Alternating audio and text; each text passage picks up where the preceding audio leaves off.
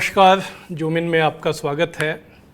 देश में कोरोना महामारी का जो कहर है वो थमने का नाम नहीं ले रहा है, बल्कि थमने की बात तो दूर, वो लगातार और भी तेज़ी से ये महामारी, ये पेंडेमिक फैलता जा रहा है।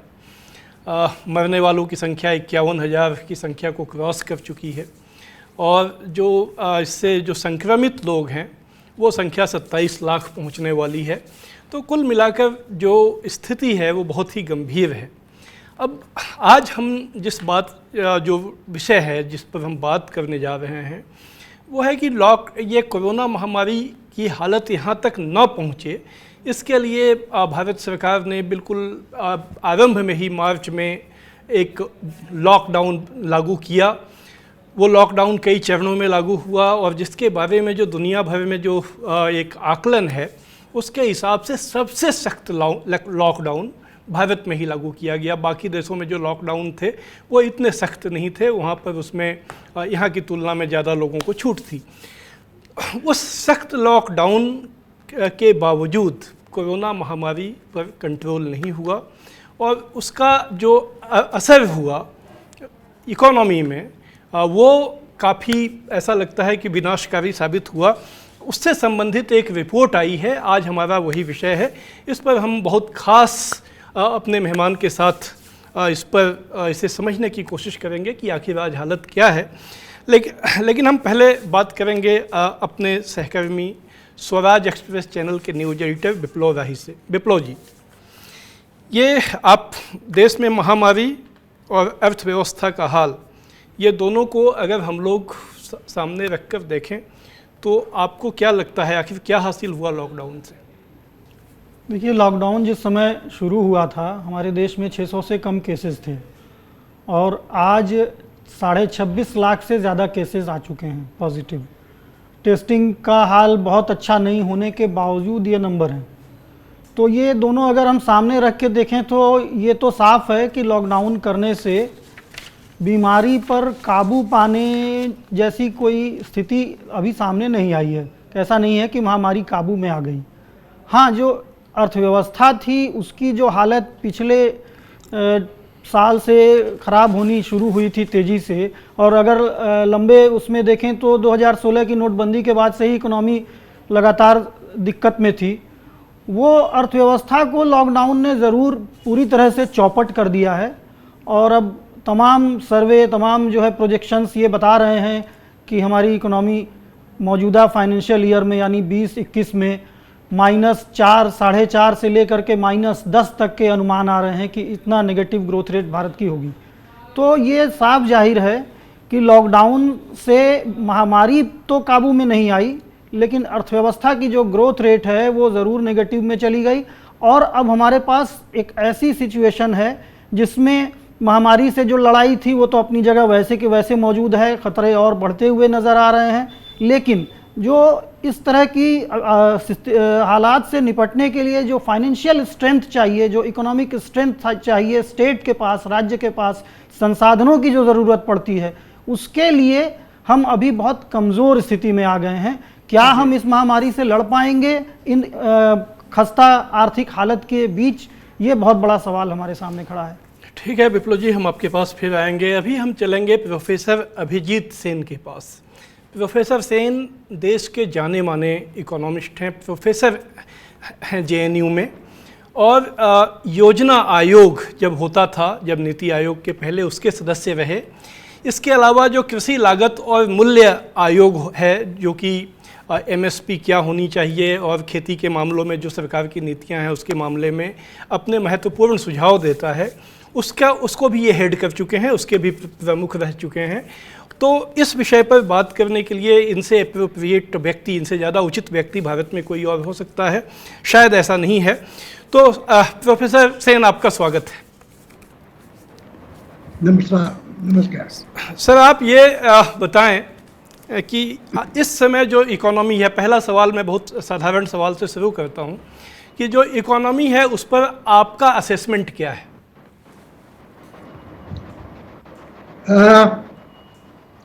वो विप्लव जी ने जो कहा वो ठीक कहा कि हर असेसमेंट ये दिखा रहा है कि इस साल नेगेटिव ग्रोथ होने वाला है।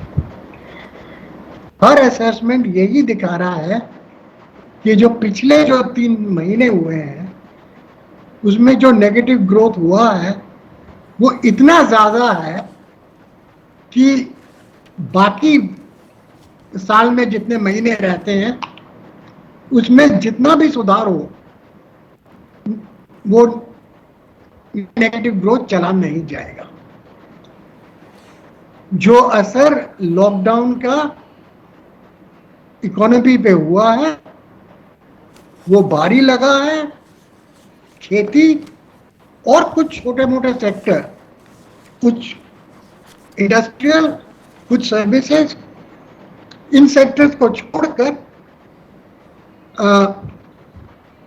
ज्यादातर सेक्टर्स में अप्रैल, मई और जून में बहुत बहुत धक्का लगा था। उस धक्के से कुछ राहत मिली है अनलॉकडाउन के बाद, मगर वो बहुत कम है कंपेयर टू धक्का लगा था। तो अभी भी इकोनॉमी नेगेटिव टेरिटरी पे चल रही है। जी सर, आपने ये कहा कि कुछ राहत मिली है इकोनॉमी के कुछ सेक्टर्स में। ये ऑक्सफोर्ड इकोनॉमिक्स, ये एक फर्म है, ग्लोबल फोरकास्टिंग फर्म है, जो अनुमान लगाती है कि अर्थव्यवस्था का क्या आगे फ्यूचर में, भविष्य में क्या हाल रहने वाला है। इसने अपनी रिपोर्ट कुछ दिन पहले निकाली है। उस रिपोर्ट का इस नाम से आई है, उसकी जो हेडिंग है, उसका जो शीर्षक है वो है इंडिया अ रीओपनिंग गॉन रॉन्ग, यानी भारत में अर्थव्यवस्था को दोबारा चालू करने की जो कोशिश हुई वो गलत साबित हो गई है, उससे कुछ खास हासिल हो नहीं रहा है। इसने ऑक्सफोर्ड इकोनॉमिक्स ने कहा है कि आने वाले दिनों में इकोनॉमी और नीचे जाएगी। जो थर्ड क्वार्टर है उसमें जो परफॉर्मेंस होगा वो और ख़राब होगा, और आने वाले अभी कई क्वार्टर्स तक कोई बहुत अच्छी उम्मीद नहीं दिखती है। लेकिन ऑक्सफोर्ड इकोनॉमिक्स ने यह भी कहा है कि एक्चुअली भारत की जो इकोनॉमी है ये पेंडेमिक आने के पहले ही काफ़ी कमज़ोर हो चुकी थी। क्या आप इस आकलन से, इस जायजे से आप सहमत हैं कि भारत की इकोनॉमी तो पहले ही कमज़ोर थी, मार्च के पहले ही उसकी हालत बहुत अच्छी नहीं थी, और ये तो जैसे हम लोग हिंदी में कहते हैं कि गरीबी में आटा गीला हो जाता है, कुछ वैसा हुआ? नहीं, ये सच बात है। आप या ग्रोथ रेट देख लीजिए या बैंकों की हालत देख लीजिए। पिछले साल से 2019 के फर्स्ट क्वार्टर से, शायद 2018 के सेकंड क्वार्टर से, और शायद पूरा डिमोनेटाइजेशन के बाद से इंडियन इकोनॉमी का हालत उसके पहले जो था उससे खराब होते जा रहा है।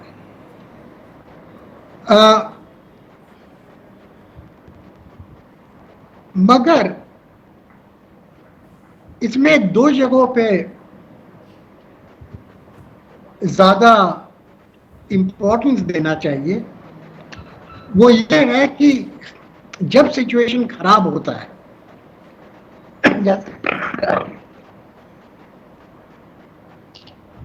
पैंडेमिक को ले लीजिए, हर दुनिया में हर कंट्री को ये हो रहा है, सभी ने सरकार की अपनी जो स्पेंडिंग है उसको बढ़ा के इसको ठीक करने की उपाय ढूंढ रहे थे। इंडिया में भी मोदी जी ने कहा कि हम 10% ऑफ जीडीपी तक स्पेंड करेंगे। जब वो खुलासा आया तो ज्यादातर वो बैंक लोन्स पर और पूरा actual government spending 20 lakh crore रुपए का पैकेज दिया सरकार ने। तो सरकार का जो पुश था वो ज्यादा नहीं था, मगर जिसमें मैं सबसे चिंतित हूं जिस बात को लेके, वो ये है कि वो तो रही सेंट्रल गवर्नमेंट की बात, स्टेट गवर्नमेंट जो है असली खर्च जो करते हैं, तो देश के हर जगह पे पैंडेमिक के ऊपर खर्च, रिलीफ के ऊपर खर्च, और उनका सैलरीज, उनका, अब ये जो स्टेट गवर्नमेंट्स है, ज्यादा के ज्यादा इन्होंने इस 3-4 महीने में जो उनको टैक्स ही नहीं मिला, उनको जितना राहत दिया गया था फिस्कल डेफिसिट में, उसका ज्यादातर उन्होंने ऑलरेडी खर्च कर दिया। अगर उसमें राहत नहीं मिला तो ये 2 महीने बाद उनको एक्सपेंडिचर घटाना पड़ेगा, बढ़ाना नहीं। अगर वो होने शुरू कर दिया तो फिर तो इकोनॉमी रियली डाउन साइड पे जाएगी, क्योंकि instead of a fiscal impulse you will have a fiscal retrogression. तो ये बारे में मुझे चिंता इस बात की है कि स्टेट गवर्नमेंट ये कह रहे हैं जी, सेंट्रल गवर्नमेंट में कोई सुन नहीं रहा। तो सर हम आपके पास फिर आते हैं। अभी विप्लव जी, ये जो प्रोफेसर सेन बता रहे हैं उसमें तो एक ऐसा लगता है कि स्टेट और सेंटर, स्टेट की जो ज़रूरतें हैं और सेंटर की जो प्राथमिकताएं हैं उसमें काफ़ी अंतर है। हम उस पर और भी आगे बात करेंगे, लेकिन हम आपसे ये अगर जानना चाहें कि जो भारत की स्ट्रेटजी इस समय, अभी तक जितनी स्थितियां हो सकती थी वो तो हो चुकी, यहाँ से भारत को क्या कदम उठाने चाहिए? देखिए, अगर इस बुरी हालत से निकलना है तो भारत सरकार के लिए प्रोएक्टिव रोल लेना पड़ेगा और फिस्कल साइड में, यानी कि सरकारी खजाने की तरफ से खर्च करना पड़ेगा। अब तक जो उन्होंने कोशिशें की हैं वो सेंट्रल बैंक की, आरबीआई का इस्तेमाल करके कर्ज की दरें घटाने और आसान शर्तों पर कर्ज मुहैया कराने, बिना ये देखे कि कर्ज लेने वाला उसको वापस दे पाएगा या नहीं, इंडस्ट्रियलिस्ट को कर्ज दिया जाए, ये सारे उपाय आजमाए गए जो अब तक बिल्कुल नाकाफ़ी साबित हुए हैं। अब उनको ये करना होगा कि सरकार खर्च बढ़ाए इस तरह से कि लोगों के हाथ में पैसा आए, जिसमें डायरेक्ट कैश ट्रांसफ़र की बात बड़े बड़े अर्थशास्त्रियों ने लगातार सुझाव देकर के कही है, दुनिया के बड़े अर्थशास्त्रियों ने कही, उस पर अमल करना होगा ताकि लोगों के पास पैसा आए। रोज़गार और ज़्यादा क्रिएट करने के लिए उनको खर्च करना होगा, जिसमें ये भी उनको देखना होगा कि मनरेगा जैसी स्कीम्स पर बजट और ज़्यादा बढ़ाया जाए। लेकिन समस्या ये है कि अभी जिस हालत में भारत सरकार है आर्थिक रूप से, क्या वो इसमें कितना कामयाब हो पाएगी, कितना खर्च वो बढ़ा पाएगी, क्योंकि ऑलरेडी सरकार के आमदनी पे बहुत दबाव है और काफ़ी महत्वपूर्ण समय पिछले 3-4 महीनों का सरकार खो चुकी है, उसमें कोई प्रोएक्टिव कदम नहीं उठाया। तो अब एक बहुत ट्रैप जैसी स्थिति सरकार के सामने है। अब से भी अगर कुछ प्रोएक्टिव कदम उठाएं तो शायद थोड़ा फिस्कल स्पेस उनको मिल सकता है, लेकिन अगर ये मौका चूक गए तो फिस्कल स्पेस भी सरकार के पास बचेगा नहीं, और तब वो क्या करेंगे, शायद उनके पास कोई गेम प्लान हो जिसकी चलते उन्होंने अब तक ये ढिलाई बरती है, लेकिन ये बहुत मुश्किल होने जा रहा है सरकार के लिए। तो आज हम लोग ये बात कर रहे हैं कि लॉकडाउन ने किस तरह भारतीय अर्थव्यवस्था की कमर तोड़ दी, और आज हालत वो है कि वहाँ से कोई रास्ता, फिलहाल क्या रास्ता है ये सूझ नहीं रहा है, और सरकार इस मामले में कोई ऐसा कदम उठाने में अभी तक सफल नहीं दिखती है जिससे कि लोगों में भरोसा पैदा हो। फिलहाल हम इस बात को जारी रखेंगे। अभी वक्त है एक छोटे से ब्रेक का। ब्रेक के बाद हम इसकी आज जो टॉपिक हमने लिया है इसके विभिन्न पहलुओं को समझने की कोशिश करेंगे। यहाँ ठहरते हैं एक छोटे से ब्रेक के लिए।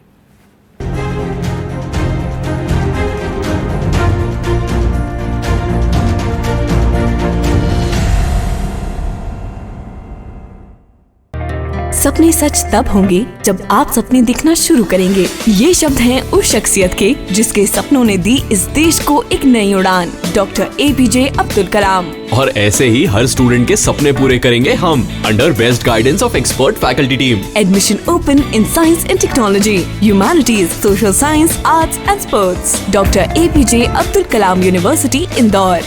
For the details, contact 1800-300-26072.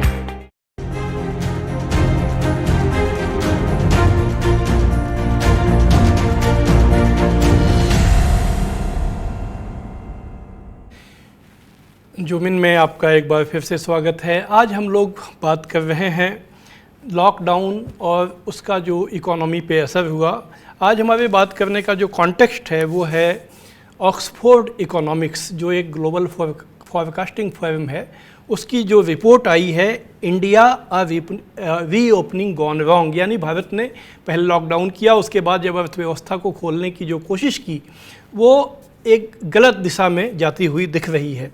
हमारे साथ हैं प्रोफेसर अभिजीत सेन। हम एक बार फिर प्रोफेसर सेन के पास चलेंगे। प्रोफेसर सेन, आप तो रूरल इकोनॉमी, जो ग्रामीण अर्थव्यवस्था है, उसके विशेषज्ञ हैं। आप कृषि लागत और मूल्य आयोग के आप प्रमुख भी रह चुके हैं। इस समय ये बात कही जा रही है कि जो रूरल इकोनॉमी है उसमें काफ़ी एक तरह से पॉजिटिव उसका सीन है, काफ़ी वहाँ अच्छी खबरें आ रही हैं वहाँ से, और कुछ आकलन यह भी कहा जा रहा है कि ये जो पॉजिटिव खबर रूरल इकोनॉमी से आ रही है ये ऐसा सहारा बन सकती है जो कि भारतीय अर्थव्यवस्था जो संकट में है उसको वहाँ से खींच के निकाल लेगी। यानी रूरल इकोनॉमी एक ऐसा इंजन बन सकती है जो बाकी जो पीछे रह गए डब्बे हैं उनको वो खींच सकती है। क्या आप इस आकलन से सहमत हैं? देखिए, कुछ हद तक ये सच है कि जो लॉकआउट थी मार्च से लेके जून के अंत तक, रूरल इकोनॉमी उसमें उतना अफेक्टेड नहीं था। इस साल मॉनसून भी बहुत अच्छा था, एग्रीकल्चर का आउटपुट काफी बड़ा है, पूरा उसका लाभ किसान नहीं ले सका है क्योंकि दाम गिर गए, क्योंकि मार्केट्स का फंक्शनिंग लॉकआउट से अफेक्टेड हो गया था। मगर एग्रीकल्चर जनरली ना वो लॉकआउट से अफेक्टेड था और उसको मॉनसून का पॉजिटिव इफेक्ट मिला था। लेकिन अभी एक महीने से, मतलब जुलाई के मिडिल से, एक चीज जाहिर है, वो ये है कि बड़े शहर, वो दिल्ली ले लीजिए, बंबई ले लीजिए, चेन्नई ले लीजिए, ये लोग लगभग कुछ कंट्रोल में ला सके हैं जो पैंडेमिक का। और पैंडेमिक स्प्रेड जो हो रहा है वो छोटे शहर और गांव इलाके में ज्यादा हो रहा है। तो ये अगर चलता रहे तो जो बाकी साल में क्या होगा इस पर एक प्रश्न चिन्ह लग जाता है कि जो एडवांटेज रूरल एरिया का था लॉकआउट के टाइम, क्या वो अभी भी रहेगा, क्योंकि डिजीज का स्प्रेड अभी काफी रूरल और स्मॉल टाउन में ही जा रहा है। ये सबसे क्लियर है। ये जो ऑक्सफोर्ड इकोनॉमिक्स है, इसकी जो इंडिया एंड एशिया के मामलों की हेड हैं प्रियंका किशोर, उनसे एक वेबसाइट ने ये सवाल पूछा कि ये जो रूरल इकोनॉमी है क्या ये भारतीय अर्थव्यवस्था को बचा सकती है। इस पर उन्होंने ये ध्यान दिलाया कि भारतीय अर्थव्यवस्था में जो रूरल इकोनॉमी का जीडीपी में, टोटल जीडीपी में कंट्रीब्यूशन है वो 15-16% ही है। जो सर्विसेज सेक्टर हैं उनका जो कंट्रीब्यूशन है वो 50 से 55% और मैन्युफैक्चरिंग का 15-16% है, यानी 70% जो कंट्रीब्यूशन है वो वहाँ से होता है जो सिटी सेंटर्ड हैं। तो चूँकि रूरल इकोनॉमी का कंट्रीब्यूशन ही बहुत कम है तो वो कुछ पॉजिटिव ग्रीन शूट्स वो दिखा सकती है, लेकिन उससे भारतीय अर्थव्यवस्था की समस्या हल नहीं होगी। इस पर सर मैं एक चीज़ और बात, एक आपका ध्यान और भी उसमें उस पर आपका चाहूँगा। एक देश का जो जाना माना अखबार है बिजनेस स्टैंडर्ड, अभी उसने कुछ दिन पहले इसी सवाल पर एक वेबिनार किया था। उसमें कुछ अर्थशास्त्रियों ने ये कहा कि जो रेमिटेंस है, जो लोग कमा के पैसा भेजते थे गाँव में, वो तो स्टैंड स्टिल पे आ गया है। तो सिर्फ खेती ही रूरल इकोनॉमी नहीं थी। ये पैसा जो जाता था ये भी रूरल इकोनॉमी का पार्ट था और वो तो पूरी तरह पैरालाइज्ड हो गया है। तो इन परिस्थितियों में जो आप कह रहे थे कि रूरल इकोनॉमी में एक पॉजिटिव चीज़ें थीं, आपने सवाल उठाया कि अब रहेगा या नहीं, वो बात आपने एक क्वेश्चन उस पर लिया, लेकिन अगर हम इन चीज़ों को भी, इन फैक्ट्स को भी ध्यान में रखें तब क्या सीन बनता हुआ दिखता है? देखिए, ये सच बात है कि खेती, एग्रीकल्चर जीडीपी का बस 15% है, मगर रूरल इकोनॉमी अगर देखा जाए, रूरल सर्विसेज, रूरल मैन्युफैक्चरिंग, सब कुछ रूरल एरिया में जो है तो वो 40% के आसपास बनता है। ये हो सकता था कि अगर रूरल इकोनॉमी में काफी पैसा सरकार डालती, कुछ इन्वेस्टमेंट के लिए, कुछ बस कंजम्पशन को रखने के लिए, तो rural sector could have been an impulse. अगर पैंडेमिक उस तरीके से स्प्रेड नहीं होता। अब क्या हुआ है कि पैंडेमिक को हमने दबाने की कोशिश की, शहरों में दबी नहीं, लोग छोड़ के चले गए, साथ बीमारी ले गए, वो बीमारी रूरल एरियाज में जाए, रूरल एरिया में स्प्रेड स्लोअर होता है, पर उसको रोकना और भी कठिन होता है। वो अभी दिखाई दे रही है। और आपने रूरल एरियाज को वर्षा ने जो स्टिमुलस दी थी, उसके बाद सरकार ने तो खास स्टिमुलस नहीं दी, वो पीएम किसान का कुछ पैसे को कैसे बात। तो मैंने पढ़ा नहीं है ये ऑक्सफोर्ड एनालिटिक्स का, मगर उनका जो कहना है कि बहुत एक्सपेक्ट ना कीजिए, इससे मैं सहमत हूं। कारण इसके और हो सकते हैं, पर सहमति हूं। तो सर, यहाँ से मैं आपसे ये एक चीज़ आखिरी सवाल के तौर पे जानना चाहूँगा कि अगर आपको एक सजेशन देना हो कि सरकार को इस समय शॉर्ट टर्म और लॉन्ग टर्म स्ट्रेटजी क्या अडॉप्ट करनी चाहिए जिससे भारत इस क्राइसिस से निकल जाए, तो आप क्या सजेस्ट करेंगे? देखिए, जो भी इकोनॉमिस्ट से आज अगर आप बात करें तो फिस्कल स्टिमुलस की जरूरत सभी करेंगे और उसके बिना कुछ हो भी नहीं सकता। मगर यह भी सच है कि लोग, इकोनॉमिस्ट हो और लोग भी इस बात से चिंतित हैं कि फिस्कल डेफिसिट तो बहुत बढ़ जाएगा, हम उसका रीपेमेंट कैसे करेंगे, ये जो डेट बढ़ जाएगा अगर उतना बोरो किया जाए। अब ये जो फिस्कल स्टिमुलस की जो आइडिया है, जो इसका फाउंडेशन है, वो केन्स के काम से आती है। और केन्स ने जो बताया था कि अगर ऐसे सिचुएशन आए जब जरूरत पड़ जाए तो आप मनी सप्लाई इंक्रीज कर दीजिए। मनी सप्लाई इंक्रीज से किसी का, गवर्नमेंट का बोरोइंग नहीं बढ़ता है। वो अनपॉपुलर इसलिए हो सकता है कि कभी जाके उससे इन्फ्लेशन हो, मगर इन्फ्लेशन का अभी कोई खतरा चांस नहीं जी।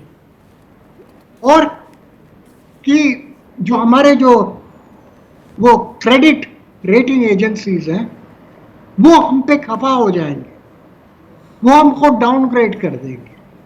शायद करे, मगर करने से भी देखिए दुनिया भर में almost all countries are resorting to some degree of sir, आप सर मोनेटाइजेशन, डेफिसिट फाइनेंसिंग की अब बात कर रहे हैं सर। हमारे पास सर समय की थोड़ी कमी है, इसलिए हम आप अगर 30 सेकंड में अगर कोई एक खास सुझाव हो तो आप दे दें। खास सुझाव तो यह है कि जहां पे बढ़ाना चाहिए गवर्नमेंट का एक्सपेंडिचर, ज्यादातर वो एरियाज में स्टेट गवर्नमेंट सदम है। सो मेरा पहला सजेशन है कि सेंट्रल गवर्नमेंट से ज्यादा कुछ एक्सपेक्ट नहीं कीजिए। सेंट्रल गवर्नमेंट को बस यही कीजिए कि स्टेट गवर्नमेंट्स अपना खर्च करते रहे। अगर वो कर सके तो अच्छा है, अगर नहीं कर सके सेंट्रल गवर्नमेंट जो भी करेगा वो विफल होगा। ठीक है सर, आपने अपना बहुत कीमती समय हमें दिया और आपने बहुत अच्छे बातें हमें बताई, उसके लिए आपका बहुत बहुत धन्यवाद। विप्लव जी, आखिर में ये जो रिपोर्ट है ये बताती है कि हमारा जो स्थिति है वो एशिया में सबसे ख़राब है। और वियतनाम और साउथ कोरिया ये लोग तो बहुत अच्छी स्थिति में हैं, लेकिन बहुत से देश जो मिडिल वाले भी हैं वो भी अच्छी स्थिति में हैं, हमसे बेहतर स्थिति में हैं। ये जो भारत की आज स्थिति बनी है, इसके लिए अगर अकाउंटेबिलिटी फिक्स करनी हो तो आप क्या कहेंगे 30 से 45 सेकंड में? अकाउंटेबिलिटी तो निश्चित तौर पर उसकी होती है, जिम्मेदारी उसकी होती है जो फैसला करता है। और 4 घंटे के अंतराल में पूरे देश की अर्थव्यवस्था को ठप कर देने का फैसला किसने किया था ये हम सभी जानते हैं। प्रधानमंत्री मोदी जी ने ऐलान किया और 4 घंटे में देश ठप हो गया। उसके बाद जो उसका इम्पैक्ट है उसकी जिम्मेदारी निश्चित तौर पर देश की केंद्र सरकार को, उसके कर्ता धर्ता लोगों को लेनी चाहिए और उनकी बनती है जो बुरी हालत है। और एक मैं जिक्र करूं, एक आर्टिकल अभी डाउन टू अर्थ में छपा कि डिजीज ऑफ इनइक्वालिटी, बस एक मैं ये एक लाइन कहना चाहता था कि कोविड को डिजीज ऑफ इनइक्वालिटी लिखा है, उसमें हेडिंग है। और जो ये बताती है कि हर दिन 12,000 लोग कोविड रिलेटेड भूख से मर सकते हैं। तो सोचने वाली बात है कि कितनी बड़ी खतरनाक है। जी विप्लव जी, आपने समय दिया, इसके लिए बहुत बहुत धन्यवाद आपका। तो आज हम लोगों ने लॉकडाउन और इससे संबंधित जो स्थिति रही अर्थव्यवस्था पे, उसका जो बुरा असर हुआ उसे समझने की कोशिश की। जूम इन के अगले अंक में हम एक बार फिर से किसी खास मुद्दे पर लेकर आपके पास आएंगे। आज बस इतना ही। नमस्कार।